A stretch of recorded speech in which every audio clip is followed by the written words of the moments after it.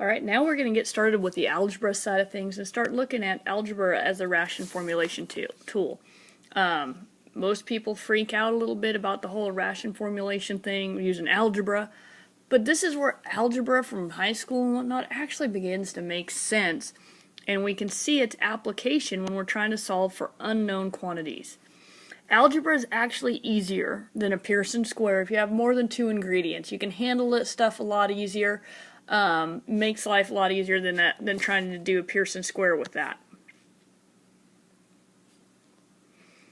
What it works great with is when you have fixed ingredients or known quantities of certain ingredients that you're trying to account for in a feed mix, and you still wind up dealing with only two unknowns, but you have some other feeds that you've got in there that you've got to account for.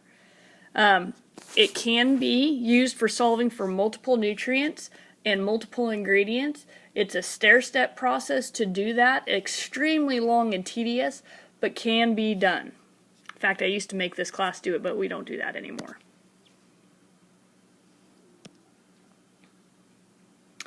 Basically, what we're going to work on is establishing, doing some simple problems with two ingredients, and then with some mixes and fixed ingredients as ways to show how you handle more than two ingredients. Just to establish that foundation knowledge before we move into the software. So if we review our goals from last time, we're looking at taking a couple different ingredients, balance them to meet the needs of a certain type of an animal. But what we want to make sure we do is just kind of keep in perspective of what we're really asking. What we're really doing is taking a look at some amount of feed A, we don't know what that is, some amount of feed B, which we really don't know what that is, but together those two feeds initially are going to make our 100% of our ration. So our problem is we're solving for these two amounts of feeds that we don't know what it really is. And this is where algebra becomes handy. So let's think about this conceptually. We've got our two feeds, feed A and feed B. Together, they make up 100% of that ration. But what we need to know is figure out how much of each one we're going to be using. So how do we think algebra on this type of a problem? And it goes back to math that we've already done. If I were to ask you to tell me how many pounds of TDN is in 10 pounds of corn dry matter, so you have 10 pounds of dry matter from corn, and it's 88% TDN, you guys have done this several times now. It's just simple multiplication. 10 times 0.88. Because remember, both the corn dry matter and the nutrient is in a dry matter basis. And that's going to give us 8.8 pounds. Okay, it's simply the amount times the nutrient concentration. Whatever that is. That's going to give us what we need. We've worked with these types of formulas several times in this class. Algebra is the same concept, an amount times the nutrient concentration, but in this case we just won't know what those amounts are. So we've got to think about it a little bit abstractly to be able to come up with those unknown quantities. So what we're going to be thinking about is we have our two ingredients. We're going to solve a problem for growing pigs. That we know that ration has to be, that complete ration has got to be 15% crude protein. That's our requirement. Okay, and it's on a dry matter basis. And we have two feeds available to us. Our two feeds happen to be corn, which we have the composition for, and soybean meal. So if we think back to our other examples, we've got feed A and feed B. Ooh. Those colors don't work well, do they? Let's get something a little bit darker for this. So feed A and B. Okay, so we're going to be working with these two feeds and trying to figure out what we want to know is the amount for each one. And we can do this mathematically using the principles of algebra. So to do that, we're going to establish one feed as x.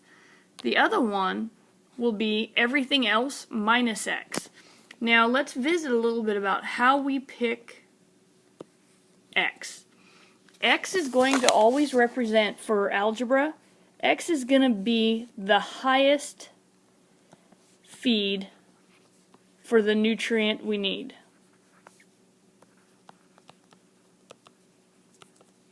Okay, in this case, the nutrient we need is crude protein.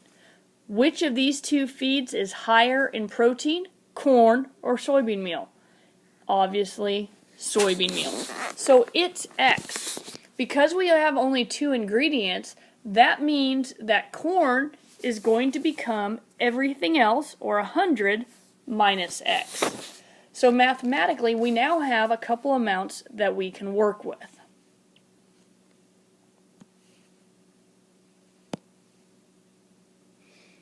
Let's go over to the whiteboard and take a look at how we would set up this equation.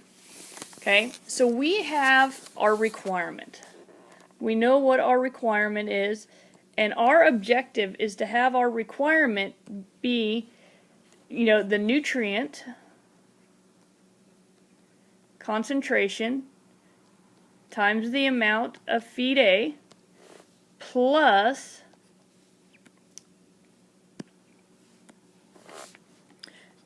the nutrient concentration times the amount of feed B. So for our example, our requirement, or we know that our first feed that we're working with is soybean meal,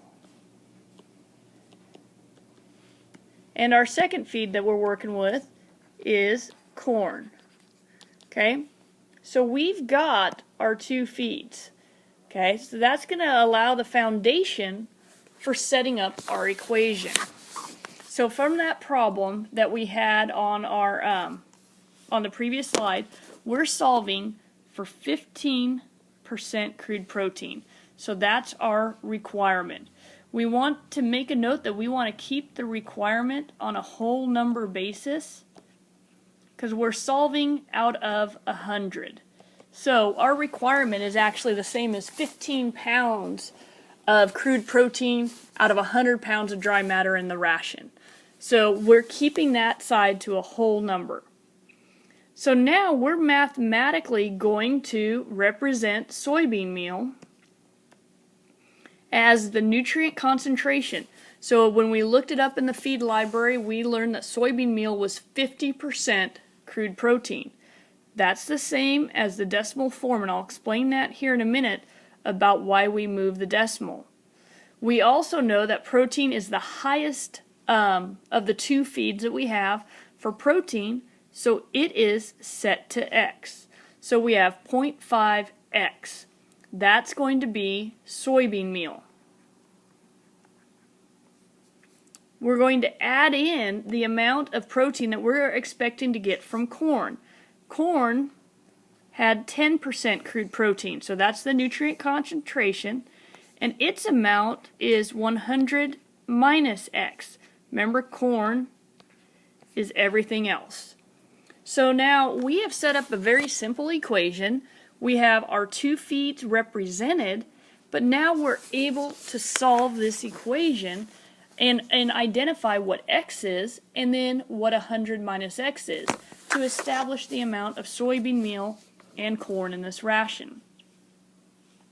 So if we go through to solve this ration, we're going to, and the reason we keep the whole number on the requirement side of the equation right here is because we are working out of 100 pounds or 100% a total amount of the diet. These two are related. These two are acting like when we didn't move the decimal and just simply the pure concentration of those nutrients. So just make sure that the requirement stays in a whole number on that side of the equation. Alright, so if we were to solve this, we're going to take 15, we multiply these two together, and we still wind up with 0.50x plus, we multiply this value through the parentheses. So we're going to have a plus 10, because 0.1 times 100 equals 10. And then notice we got to pay attention to this minus sign. Minus 0.10x. So we are just solving mathematically this equation. There's a few things that I do next to help me out, and I'll kind of show you some of my tricks. You guys may laugh, it's like girl thing, color coding, but it does help me. What I do is I identify my like terms. Like term, like term. Because the next step that we're going to do is to be combining like terms. So that's the next thing I do. So we've got some x's and then some non-x's, and we're going to combine these like terms.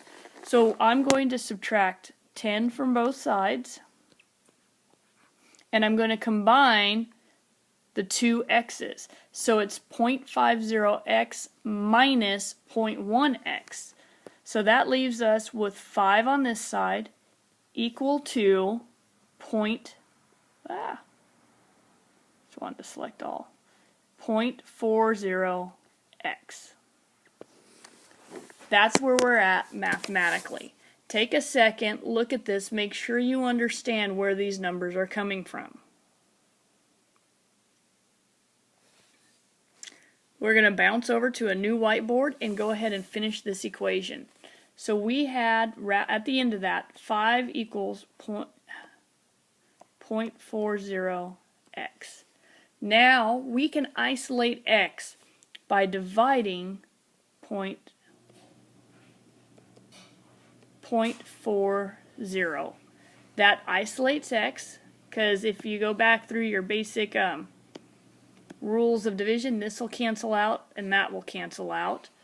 So what we wind up with is x being equal to 12.50. This is, and then we always have to solve for our 100 minus x, or the other parameters.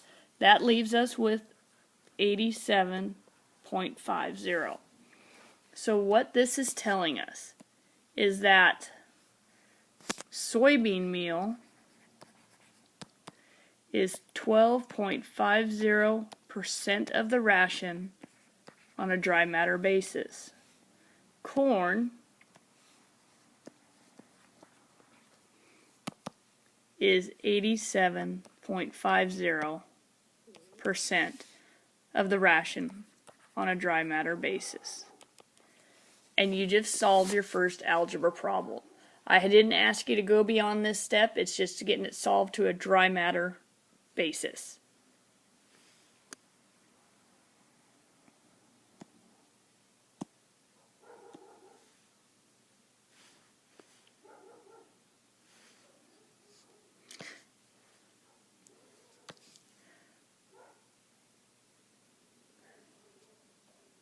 We're going to do a practice problem. So go ahead and take a look at this problem, try it, and then I'll walk through the solution on the next screen. For the practice problem, we're going to solve a ration that is 70% TDN for growing beef using a steam flaked grain that's 90% TDN and a grass hay it's 55. Remember, pay attention to the basis: dry matter, dry matter, dry matter. So everything's already in the same basis to keep it easy on these practice problems. As we learn it, you're not having to convert around a lot. Pause this, give that a shot, and when you're ready, click over to see the solution.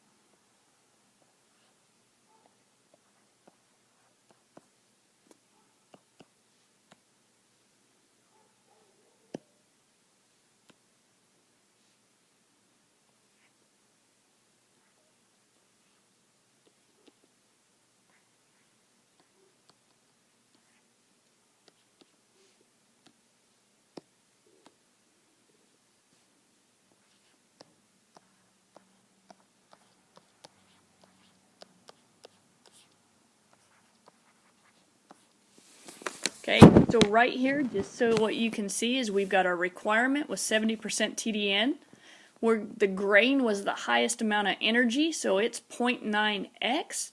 The hay, which is lower in energy, is 0.55 times 100 minus x. That's our base equation. So if we're to solve that, we should be able to get to our solutions.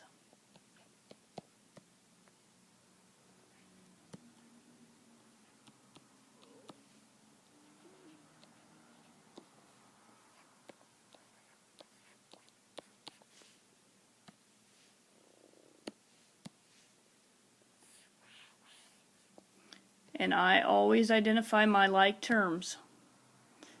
However you want to do it, it does make your life easier. Sometimes you can just use underlines and whatnot.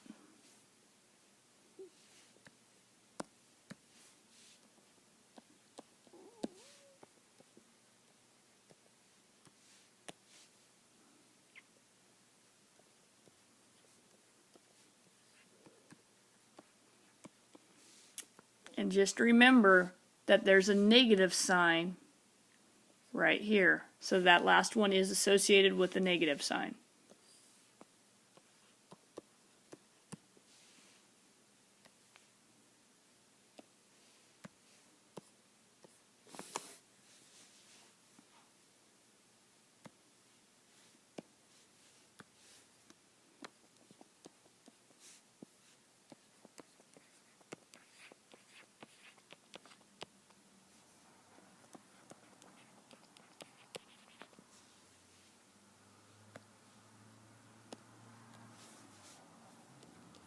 And remember to always solve for 100 minus x.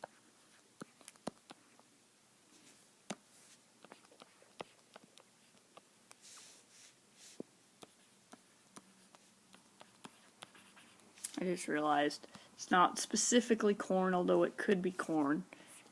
It's a grain. So the final ration for this problem is 42.86% of the dry matter coming from the grain and 57.14% of the dry matter coming from the hay. How'd you guys do? Don't hesitate to review this to help figure out how the problem worked.